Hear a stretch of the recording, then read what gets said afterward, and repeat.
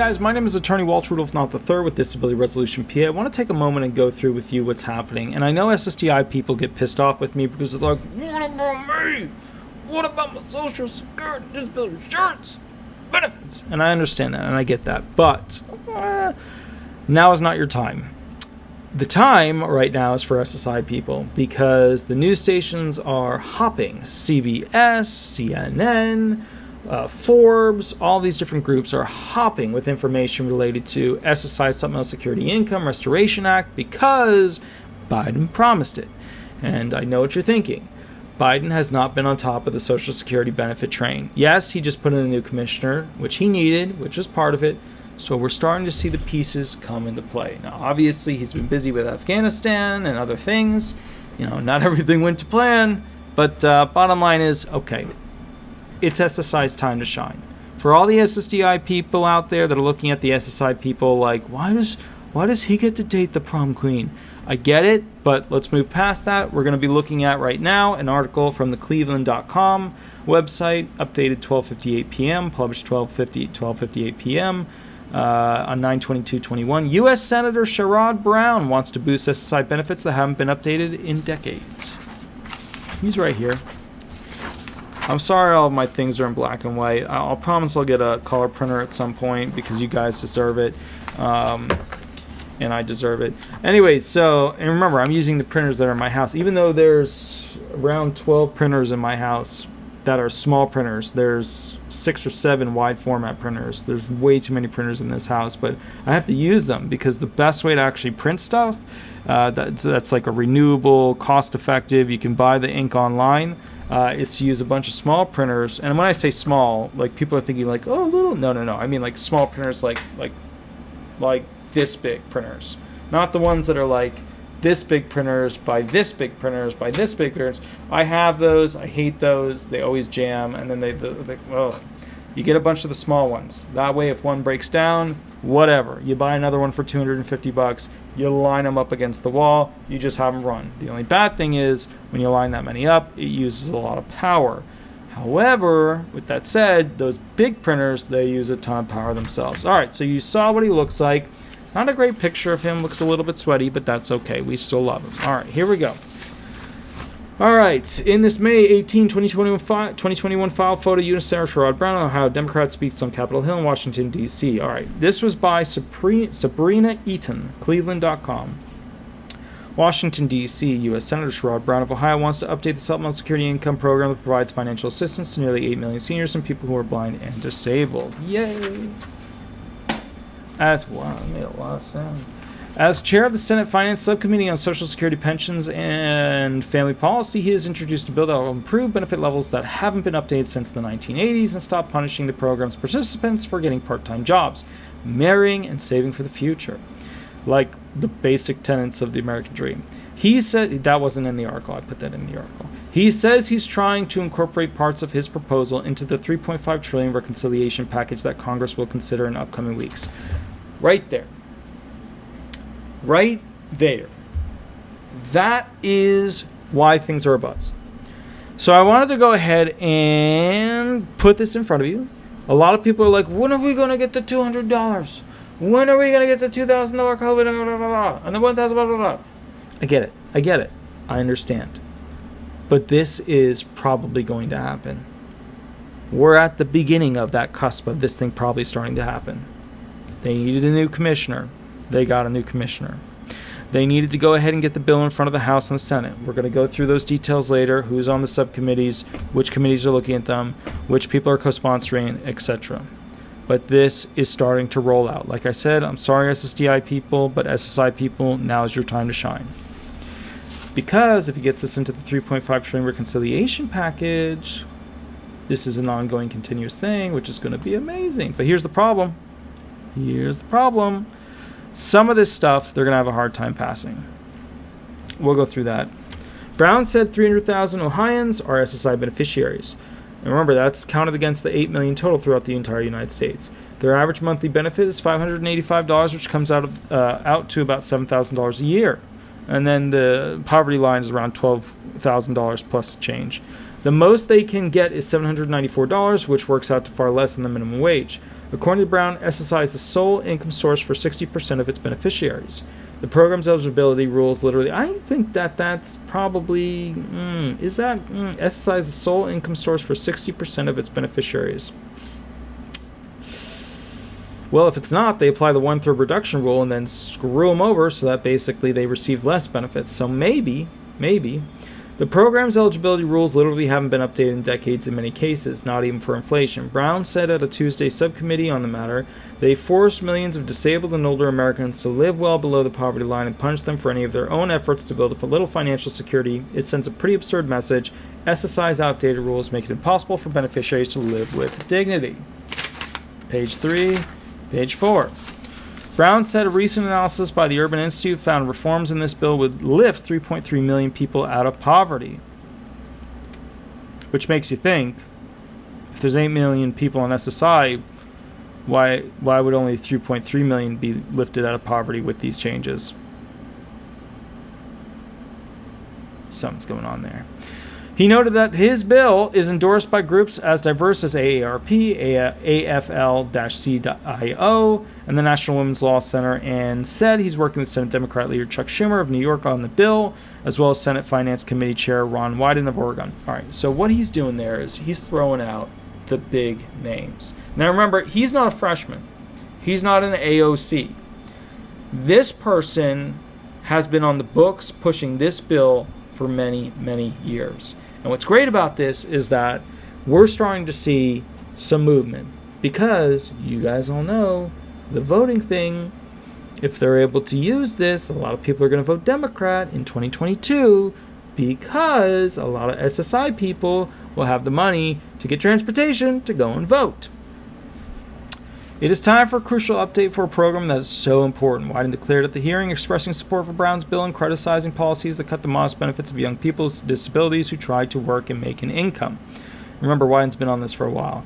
The top Republican on Brown's subcommittee, Indiana's Todd Young, agreed the program's effectiveness needed to be reviewed, but cautioned we can't spend more and hope it helps. He said it was designed to be a program of last resort. That's true. Although it was initially created to assist elderly, low-income people, and I believe it was passed by Nixon, Young said its primary beneficiaries now are non-elderly disabled adults and children. And he said the nation's social safety net programs need to be put on more solid financial footing. So what he said there, the one Republican that supports it, is that this program was really meant to mostly help individuals over 65. But we all know that wasn't going to last because you got a lot of people younger than that who became disabled, and if you can't work, you don't have money. So you're not saving lots of money. So you don't have lots of money saved. All right. If we don't act now, the trust funds in these programs will be exhausted, leading to significant benefit cuts, said Young. Stephen Evangelist. So if we don't act now, the trust funds in these programs will be exhausted, leading to significant benefit cuts, said Young. Remember how I was doing these videos on, what's going to happen with these, trust funds, and everybody just, some people watched it, but a lot of people were like, I don't want to know that. Some people threatened me and said, how dare you make videos about this, making people worry. For those people who sat back and intentionally, willfully thought that I was a bad person for sharing with you the actuarial information from the Social Security Administration's chief actuarial, Steve Goss. For some of you who thought I was a bad person for making people worry, you are ridiculous. Here's why.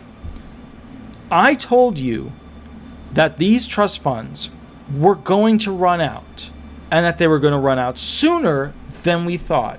One of them 8 years sooner, just off of the 2020 data. Wait until 2021, it will be even worse. And you got mad at me because you said, how dare you, you're scaring people. Look, if you don't like that I give you the truth, there's a lot of channels out there that sugarcoat a lot of stuff. There's a billionaire channel, there's a late channel, there's all kinds of stuff out there that you can go watch. And they give you a sugary, comfy feeling. Blind to Billionaire's been doing better about giving both sides. He has. I've been, checking in here and there to see what he's been up to. And I'm glad to see that it's not always just the, wow, exciting news, all that stuff. He's starting to give the other side of it. You guys need to understand something. Facts or as close as we make them with statistics and actuarial information.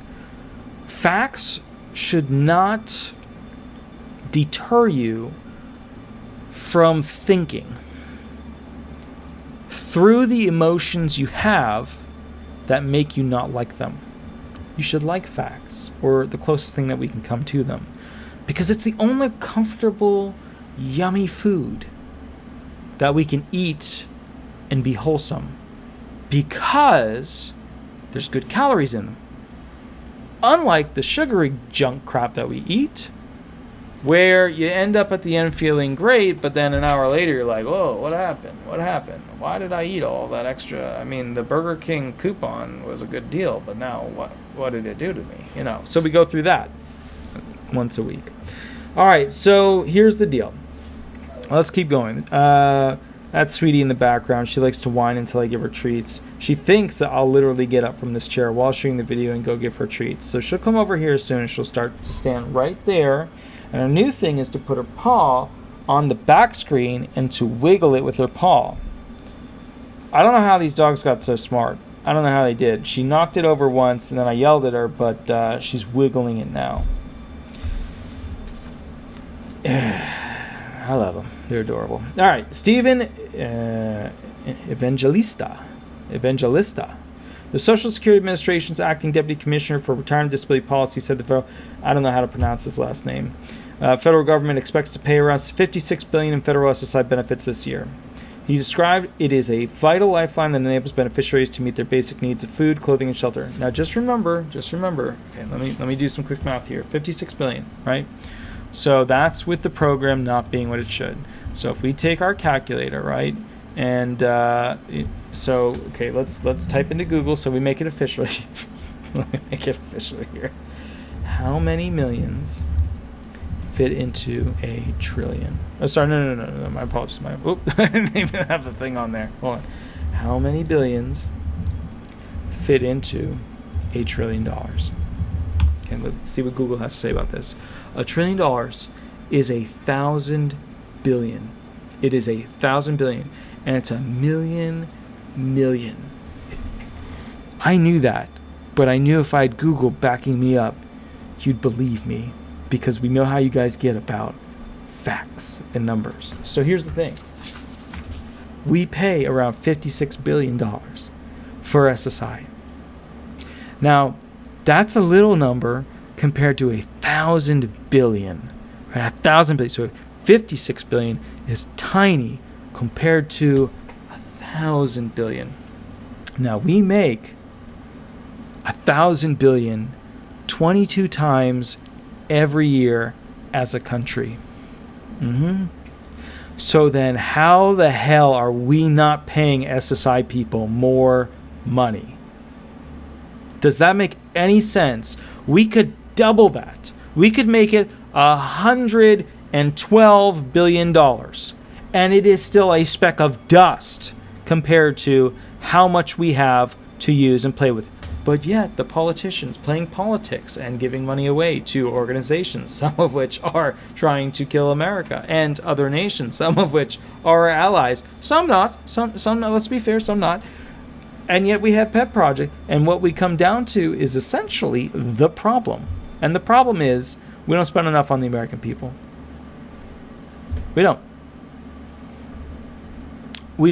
I used to be one of those people that sat back and said, well, we can't afford healthcare for everybody. Well, you know why we can't afford healthcare for everybody? Because we don't prioritize it in our spending. And we let these wonderful,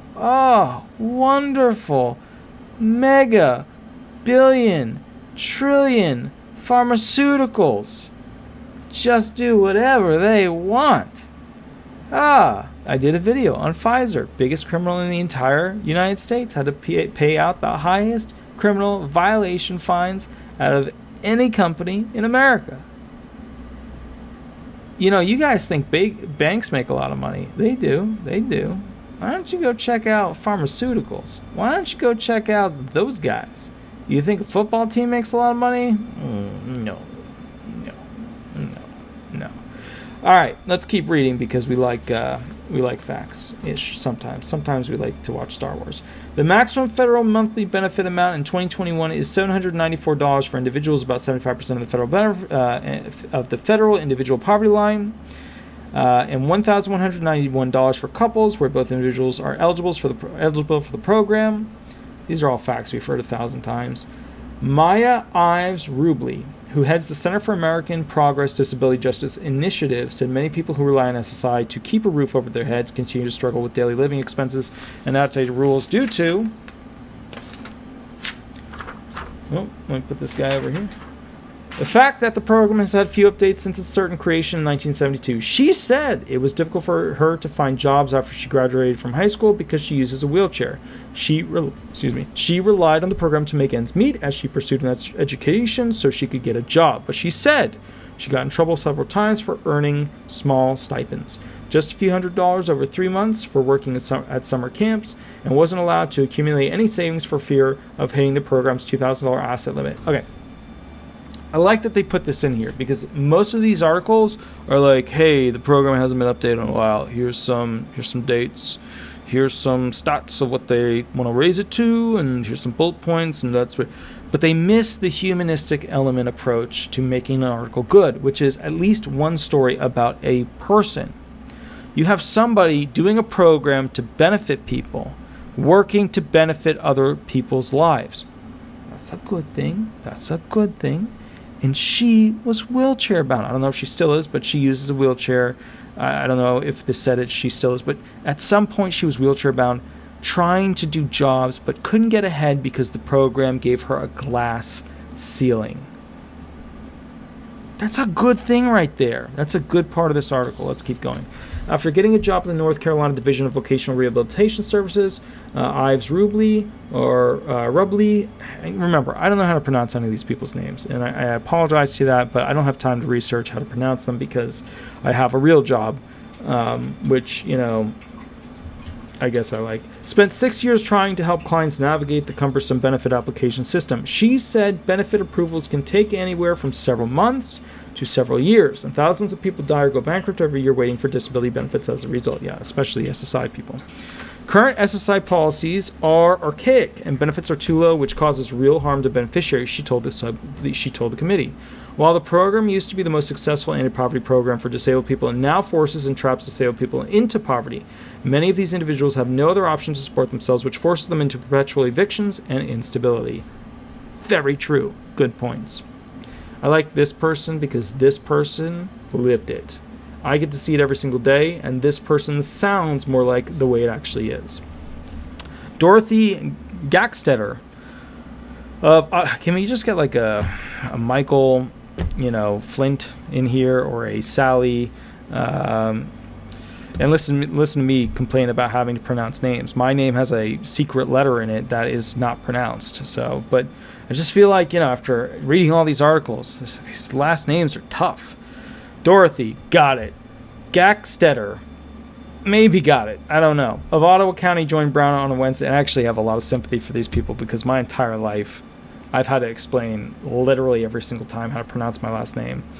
Of Ottawa County joined Brown on a Wednesday call with reporters to describe how the rising value of an insurance policy bought decades ago for a disabled 66-year-old son Scott ended up reducing his SSI benefits by $50 each month. All right, the life insurance policy can't have more than $1,500. She said the SSI money provides the family with critical help in paying for some of Scott's medicines and other needs, not to mention the health insurance. Brown told reporters this bill would update asset limits and income rules to compensate for inflation. He proposes raising the asset limits to $10,000 for an individual and $20,000 for a married couple, instead of the current $2,000 asset limit for an individual and $3,000 limit for a married couple. His bill would also allow people to earn up to $400 per month from jobs without affecting benefits, and it would eliminate a benefit cut that happens now if two SSI beneficiaries marry. Brown said he will try to include as much of this as we can in the upcoming $3.5 trillion spending package. A minimum, Brown says the package will include his proposal to raise the asset limit for SSI beneficiaries. That's where he's raising it from $794 to No, 1,073, I think it was, and 33 cents. We want people to be able to get part-time jobs if they can and make a little money and be safe a little money. And they put it this mistake. And save a little money, they meant save a little money, said Brown. I hope sooner rather than later to raise the program to better than above the poverty line. This was started to keep people out of poverty, but the amount of money isn't nearly enough to keep people out of poverty. So the first step is the asset levels. Well, actually, the first step is the in-kind support and maintenance rule being abolished. That's the first step. Then you raise the asset levels. Then you raise the 10,000K from 2,000 to 10,000K limitation. I could make a top 10 list or maybe a top 20 list if you wanted, but I have a real job other than YouTube, so I won't get time. But if I could, hey, I'd fight for your rights. But life is what it is. I will catch you a little bit later. Have an absolutely wonderful day. Remember, like, subscribe, leave 5-star reviews. Shadow's going to start complaining.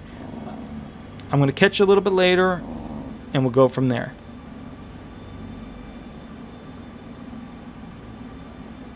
You want to go outside? I'll catch you later. Bye-bye.